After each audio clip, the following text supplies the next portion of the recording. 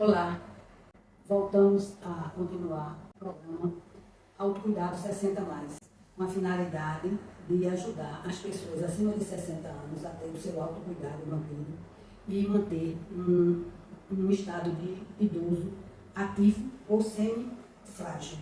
Na realidade, o objetivo é que todos se tornem idosos ativos, que não é a grande maioria, mas com o autocuidado, a grande maioria dos semifrágeis se tornam ativos por um bom período da sua vida. Eu sou Sueli Arruda, sou médica e tenho formação em envelhecimento ativo. Hoje nós vamos focar um dos pilares do autocuidado. O autocuidado, ele tem os pilares que devem ser mantidos por um longo período da vida, que abrange a parte física, a social, a mental, a emocional, a espacial, laboral e a financeira. Hoje vamos começar com a parte física. Dividimos os pilares e o pilar físico é um dos maiores de todos eles, porque abrange muitas atividades e condutas que o idoso deve manter ao longo da sua vida. A finalidade do autocuidado é justamente manter a independência do idoso, a prevenção das incapacidades e a reabilitação com garantia da qualidade de vida. Então, com o tratamento e com os autocuidados, o idoso deixa apenas de existir para começar a viver. A parte física, como estávamos falando, ela abrange vários compartimentos. A gente hoje vai falar apenas um, que é o mais extenso. Então, ela abrange não só o respeitar seus limites, né, que o idoso deve ter, a atividade física, se exercitando, e bons hábitos de higiene com o corpo. Muitas vezes o idoso esquece de se higienizar, e isso atrapalha muito o seu autocuidado. E regularmente ao médico, essa parte, e fazer os exames de rotina que vamos abordar hoje. Dormir bem, que é uma dificuldade que o idoso tem, o idoso ele dorme menos do que a criança, que dorme muito mais, o adolescente e o adulto jovem, eles dormem mais. O idoso dorme menor quantidade de tempo. E precisa preservar essa quantidade pouca de tempo, porque senão ele começa a ter alterações nas suas atividades. Caminhar é importantíssimo para o idoso. Muitas vezes ele tem dificuldade porque tem problemas articulares. Então, tem que partir para o alongamento. Comer bem é uma das coisas mais importantes que o idoso deve ter na parte física. A alimentação deve ser totalmente modificada em relação a que ele fazia anteriormente, se ele não tinha o hábito de comer saudável.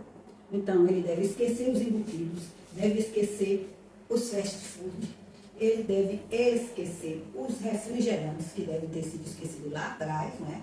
Mas, infelizmente, as atividades sociais sempre exigem usos de bebida, e dentre elas o refrigerante é uma das bebidas mais frequentes utilizadas. Então, ele tem que aumentar a sua hidratação, né? Com bastante líquido, principalmente água, e também sucos e seus derivados. Então, a gente vai se deter hoje na parte do ir regularmente ao médico e fazer os exames de rotina. Normalmente as pessoas me perguntam: doutora, qual é o médico que eu devo ter na minha vida toda? Bom, até os 50 anos, o médico mais frequentemente usado é o clínico, mas se as pessoas já têm doenças crônicas não transmissíveis, como hipertensão, diabetes, antes dos 50 anos, ela deve procurar os especialistas. Mas depois dos 50 anos, ela não pode esquecer que tem outras especialidades fora o clínico. Chegando depois dos 60, o especialista que não pode faltar, daí em diante até a vida final da sua vida, é o geriatra. O geriatra é um médico especializado em pessoas acima de 60 anos e precisa ser incluído na rotina da parte física do idoso. Aí eu vou esquecer meu cardiologista, meu endocrinologista? Não, de jeito nenhum. Você afora o geriatra, você tem que continuar com suas outros especialistas. Muitas vezes o idoso é acometido por problemas articulares, então ele também tem que ter o seu ortopedista. Chegando na faixa de 60 a 50, acima de 50 anos, o homem precisa de um outro especialista, que a mulher não usa muito, é o urologista. Ele precisa acompanhar um órgão que é fonte de hipertrofia ou de câncer no homem, que se chama próstata. Então, sempre você tem que estar visitando esse especialista, se for do sexo masculino. A mulher, ela continua com suas rotinas, né? A mulher é quem mais procura um médico, né?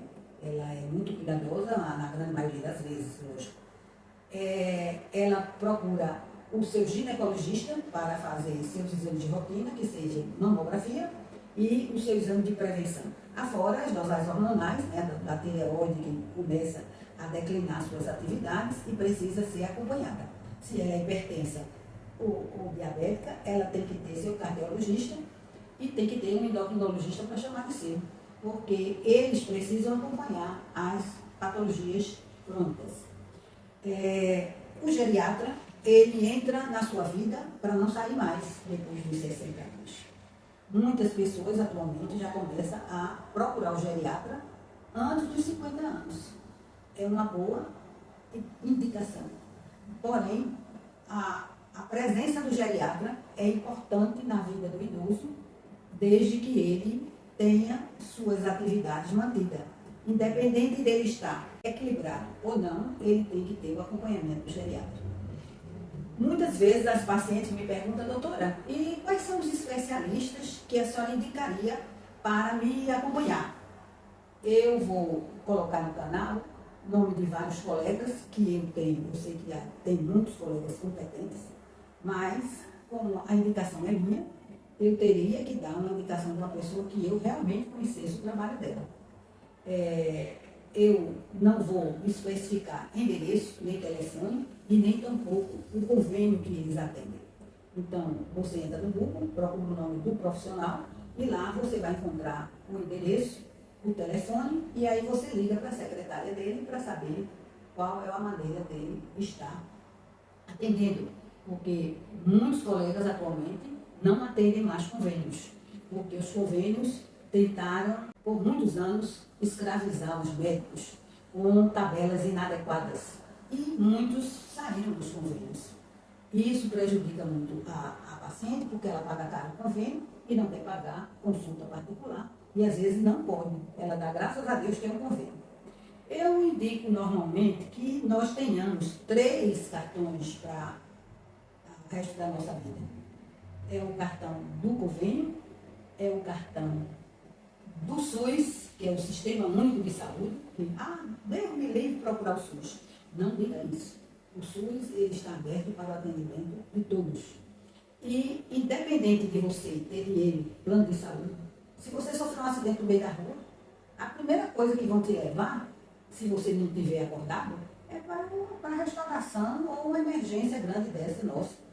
E o SUS depois, lógico que vai lhe transferir para o seu convênio, até porque sua família vai querer levá-lo para um outro tipo de atendimento, porque o SUS existe realmente uma superlotação.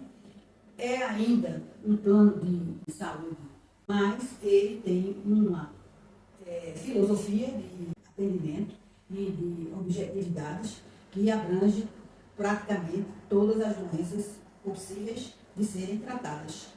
Então, nunca diga isso, que Deus me livre de SUS. Pelo contrário, graças a Deus temos o SUS. E a terceira e última que a gente não quer usar é o cartão de crédito, né? Porque aí é a coisa muito cara, você aí vai pagar particular. Hoje em dia é impressionante o preço de uma diária no hospital particular, principalmente na UTI, que fica mais caro do que um hotel 5 estrelas.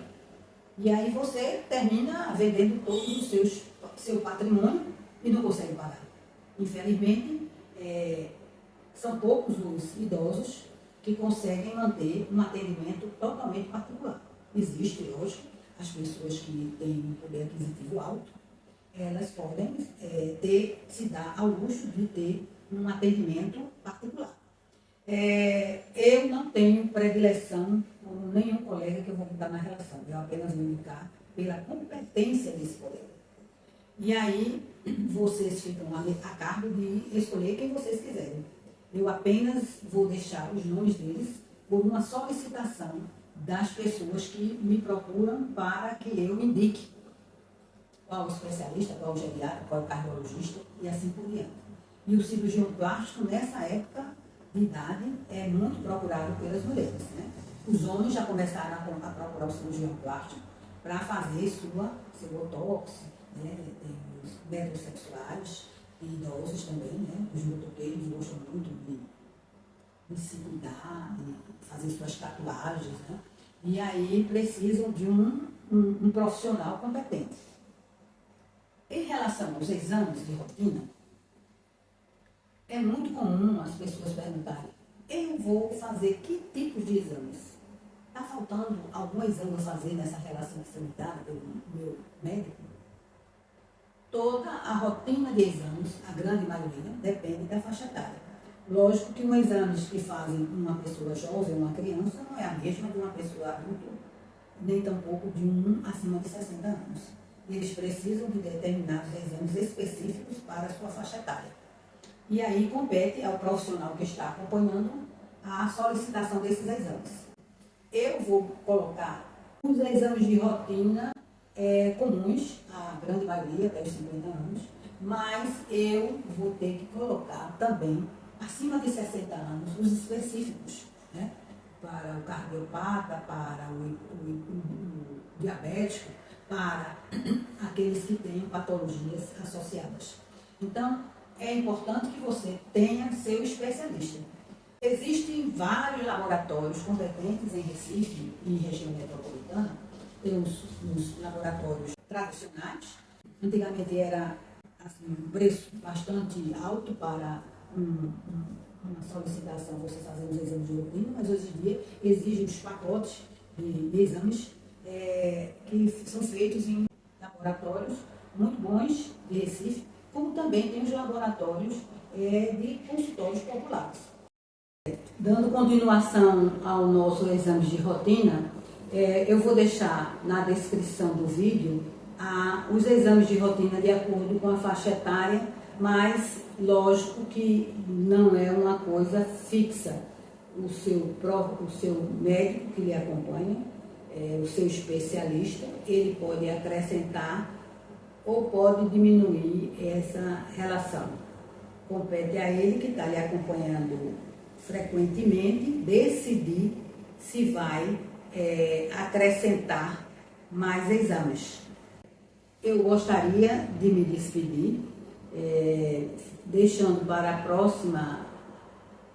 nosso próximo vídeo, o restante do pilar da parte física. Então, o físico para o idoso é um dos pilares muito importantes.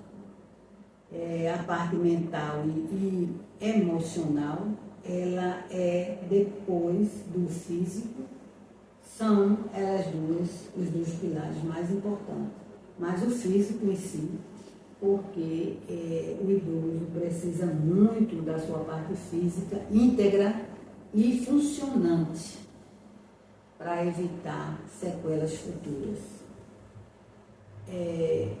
Eu gostaria de agradecer a oportunidade de estar aqui com vocês. Espero estar sendo útil. Gostaria de deixar um abraço para a dona Terezinha de Aracaju e para a minha amiga que está em Paquetá, Conceição, e Cristina, que está em Caruaru. Duas idosas bastante comprometidas com seus altos cuidados. Então, até o próximo vídeo e espero que tenha sido útil para todos nós.